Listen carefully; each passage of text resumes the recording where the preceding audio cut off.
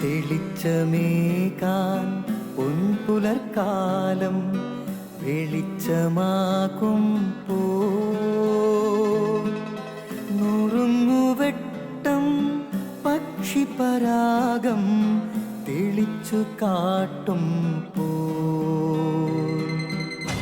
വരുന്നു ദൈവം മനസ്സിനുള്ളിൽ തിളക്കമേകിടാൻ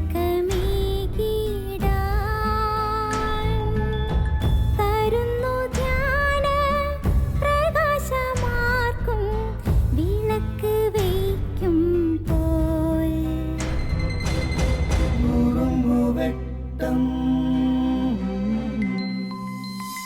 ഇറങ്ങിടട്ടെ ഹൃദന്തമെല്ലാം യുഗപ്രകാശത്താൽ മറഞ്ഞിടട്ടെ മനാന്ധകാരം യുഗപ്രസാദത്താൽ നുറുങ്ങുവെട്ടം.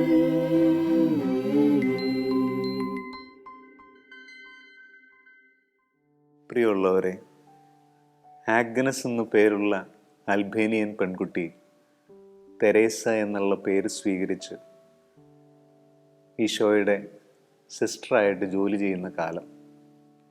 ഒരു ദിവസം ട്രെയിനിൽ സഞ്ചരിക്കുമ്പോൾ ഒരു ദിവ്യമായ സ്വരം ആ പെൺകുട്ടി ആ സിസ്റ്റർ കേൾക്കുകയാണ്. നീ എൻ്റെ പ്രകാശമായി തീരുക. ഉടനെ തെരേസ സിസ്റ്റർ ചോദിച്ചു, എവിടെ? കൽക്കട്ടയുടെ തെരുവിൽ. സൂര്യൻ കത്തിജ്വലിച്ച് നിൽക്കുന്ന സമയത്തും ഒരു തരി വെളിച്ചം പോലും കടക്കാത്ത കൽക്കട്ടയുടെ ചേരികളിലെ കുടിലുകളിലേക്ക് നീ പോവുക. ആ സ്വരം കേട്ട് 5 രൂപയുമായി തുടങ്ങിയതാണ് മദർ തെരേസയുടെ ജീവിതം. തെരുവിൽ അലഞ്ഞു നടക്കുന്ന ഒരു മനുഷ്യനെ ചീഞ്ഞളിഞ്ഞ വ്രണങ്ങൾ ക്ലീൻ ചെയ്ത് മടിയിലിരുത്തി ശുശ്രൂഷിക്കുമ്പോൾ അയാൾ മദറിനോട് പറയുന്നുണ്ട്, അമ്മ നിങ്ങളാണ് എൻ്റെ ദൈവം. മദർ സാവധാനത്തിൽ അയാളോട് പറഞ്ഞു കൊടുത്തു, ഞാനല്ല ദൈവം, ഞാൻ സ്നേഹസമ്പന്നനായ ദൈവത്തിൻ്റെ ഒരു എളിയ ദാസിയാണ്.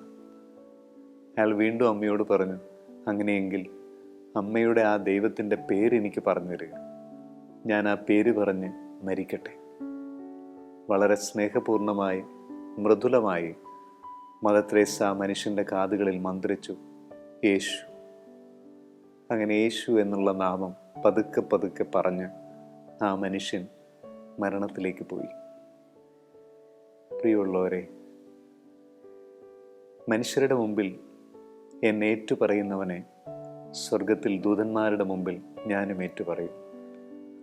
നമ്മുടെ ജീവിതം കൊണ്ട് ഈശോയ്ക്ക് സാക്ഷ്യം വഹിക്കാനായിട്ട് കഴിയുമ്പോഴാണ് അത് മനോഹരമായി തീരുക. മനുഷ്യരുടെ മുമ്പിൽ നമ്മുടെ ദൈവത്തെ ഏറ്റുപറയാനുള്ള ഒരു കൃപ നമുക്ക് തരണമേ എന്ന് പ്രാർത്ഥിക്കാം. ഒരുപക്ഷെ നമ്മുടെ അയൽക്കാരൻ മത്തായിയുടെയും മാർക്കോസിൻ്റെയും ലൂക്കായുടെയും യോഹന്നാൻ്റെയും സുവിശേഷം വായിച്ചെന്ന് വരില്ല.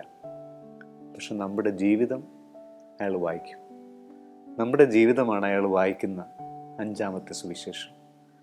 ജീവിതം കൊണ്ട് ദൈവത്തിൻ്റെ നാമത്തെ പ്രഘോഷിക്കാൻ കഴിയണമേ എന്നുള്ള പ്രാർത്ഥനയോടെ നമുക്ക് ജീവിക്കാം. ആമേൻ.